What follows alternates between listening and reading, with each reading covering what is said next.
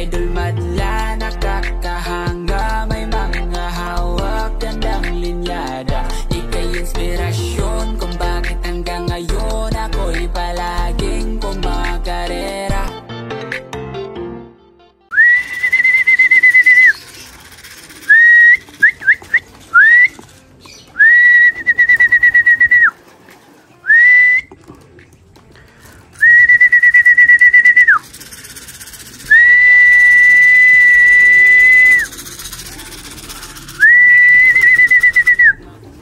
Ayun na, nagsunura na. Ayo, bagsak. Wala pa kasi siyang buntot, mga kalapatids eh. Waiting pa tayong tumaba yung buntot niya.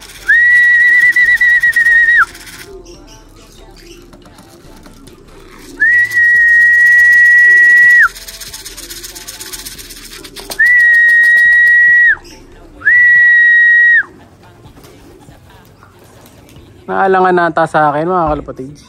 Itatago tayo dito.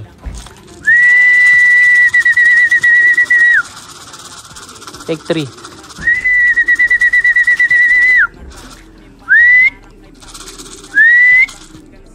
Yan na. Take 3. Ayaw pa rin.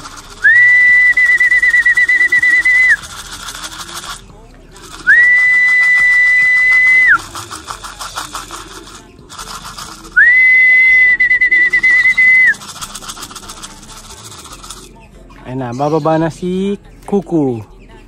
Si Coco ayaw pa bumaba.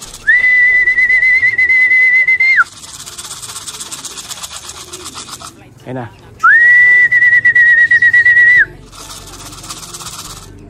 Landing. Ayan na.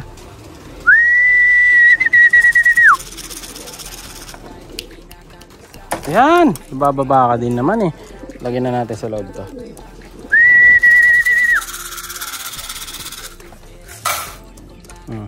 Okay, ayan, naban lang dito na si Lubar, Coco natin. Papasok na to. Wait lang natin yung isa pa. Ayan.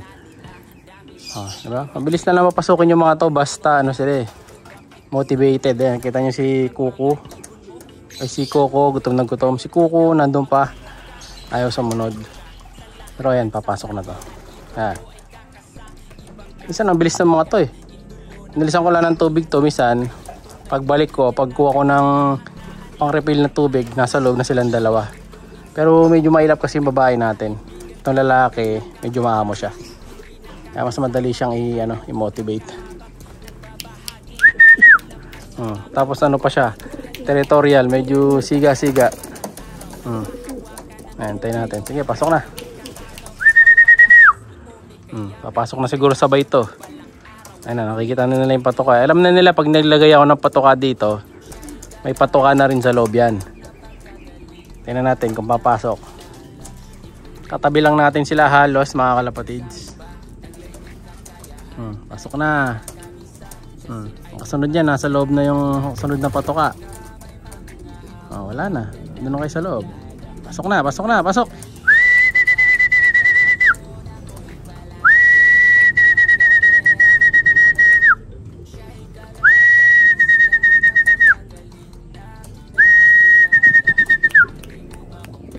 Galit sana ito mga kalapatid sa mga ganyan-ganyan.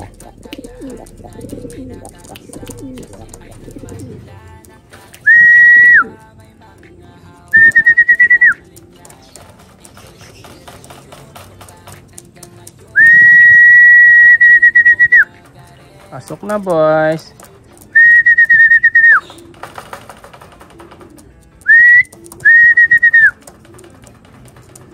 Ayun na, papasok na si Coco. Coco, pasok na. Ayun na si Coco mga kalapatids. Matalino to. Ito talaga mapapanlalabang ko sa polling to. Asahan ko na agad to. Masanay ko lang to mga kalapatids ng yung suksukin siya eh.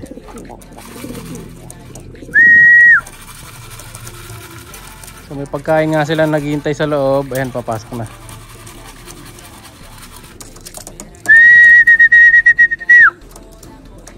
Medyo nag-aalangan lang.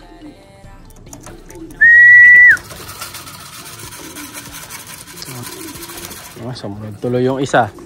Tawagin pa natin.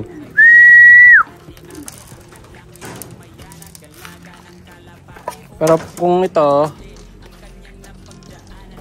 si Coco, pinapasok ko na. Susunod na tong isa, mabilis na. Kunin natin si Coco, mga kalapatids.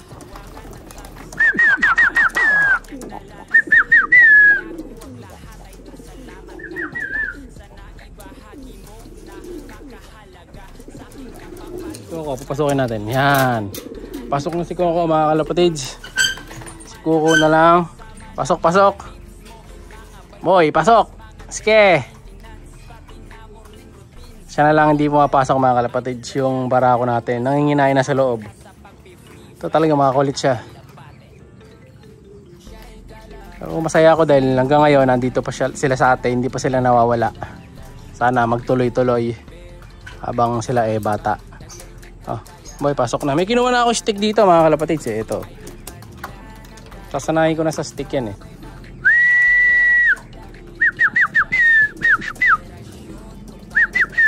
Kaso nga lang, mailap pa siya. Kulit na ito eh. Di ba? Oh, ganda pa naman ang stick ko. Dating ano to, selfie stick. Paan ng selfie stick. Oh, yan pa pumasok. Gutom na. So itong gagawin natin, pa-motivate na lang to. Pag ganyan siya kakulit, Coco ang ilalaban natin. Pasok!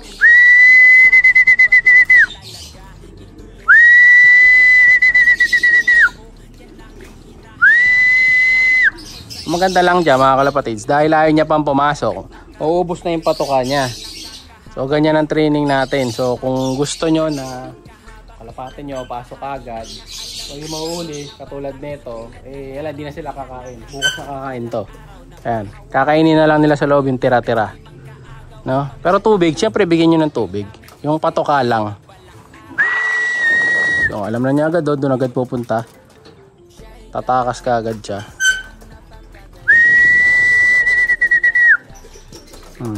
Alam na niya, doon agad. Talagang tatakas siya eh. Susunod, lalagyan ko ng harang dito ito. Yung pag bumaba siya, di siya makakatalo. Pasok, boy! Makulit ka. Bahala ka. Wala ka ng patoka dyan. No? So, pag ganyan makulit, yan na natin. Basta yung tubig nila, may tubig dapat sa loob. Ayan. Palitan ko lang yung tubig. Ito, good boy to eh. Kuha natin ang tubig. Tingnan nyo yan. Baka pagbalik ko, pumasok na.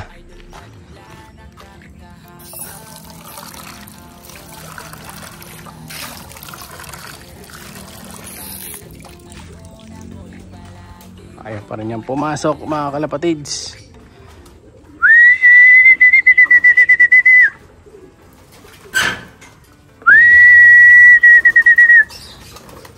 Ito, nakakita na ng tubig si Coco, mga kalapatids, kaya nagwawala na. Inom na yan, ayan o.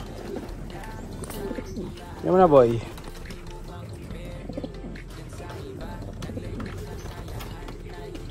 Di ba? Kapares na lang talaga niya makulit, mga kalapatids. Tara na natin to para din na makalabas. At wait na lang nating pumasok ang makulit na ibon na to. So comment kayo, meron din kayo mga makukulit na ibon katulad nitong si Coco. Coco, pasok na.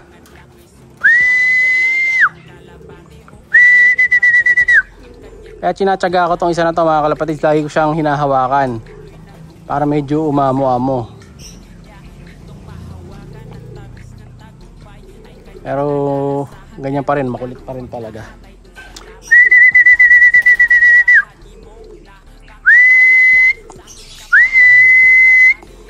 So nasa ano na to, magte 10 minutes na, di pa rin siya pumapasok. Kung pulling to, talo na tayo. Yan na, papasok na siguro ng kusa to. Gutom na to eh. Naalangan lang sa akin eh. Pasok na. Pasok na ko.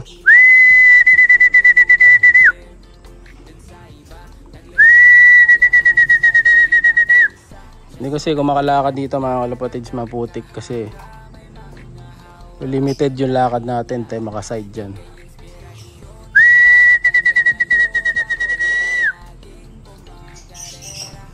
Pasok, pasok, pasok.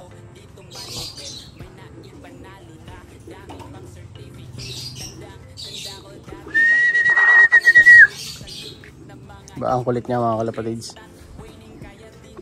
10 minutes na, di pa rin siya pumapasok. Ayan na, pasok na. Okay, pasok na boy. Try ko may step dito.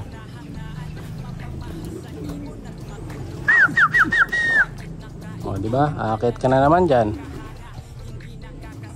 Kulit na ito, oh. Te-tape ko ulit to mga kalapatids pag ako na bad trip.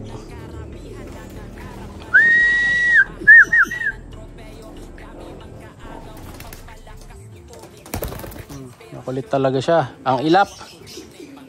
Layo tayo. Sa lahat ng training natin dito mga kalapatids, isa to sa pinakamakulit. Hindi pa marunong lumipad dyan, makulit na. What if pa pagka nakakaronda na yan? Buti na lang ano pa yung buntot niya, maiksi pa eh. Wala na doon si Coco o saan na lumabas. Sunurin kasi si Coco dyan sa kapares niya. Ayan, papasok. Tingnan natin. Hindi natin tatapusin ang video na to agad di pumapasok yan. Pasok na boy. So tapos na kumain yung mga warriors ko dito. Ayan, napakain na natin lahat to ngayong hapon. Ayan, sasara na ako ng kulungan habang wala pa siya. Hanggang di pa pumapasok. Siyempre pag gabi binubuksan ko to mga kalapatids para may pang kontralabok. Wala pa rin, di pa rin siya pumapasok. Tapos yung mga natitirang patuka sa hapon, naalis natin yan. Ito tubig, mamaya ako naalis yung tubig. Papasok na yata mga kalapatids.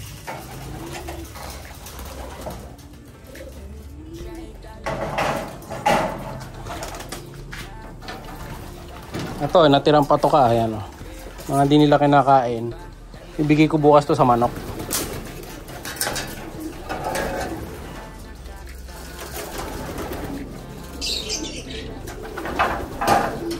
Para di sayang. May pagkain na yung manok ko bukas.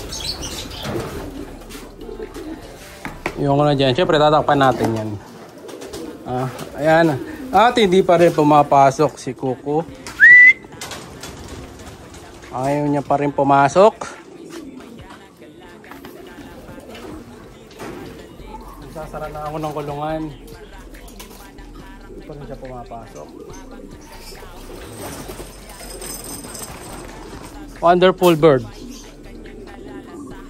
Kulit pa ang kalapatids. Pero pag bata kasi ganyan talaga. Kaya nga inugutom na natin yan habang bata pa. Siyempre pagka pumasok na rin siya, mamaya tatanggalin ko rin yung patukaan nila. Kailangan simot kasi yan eh. Para wala silang pagkain sa tiyan bukas ng morning.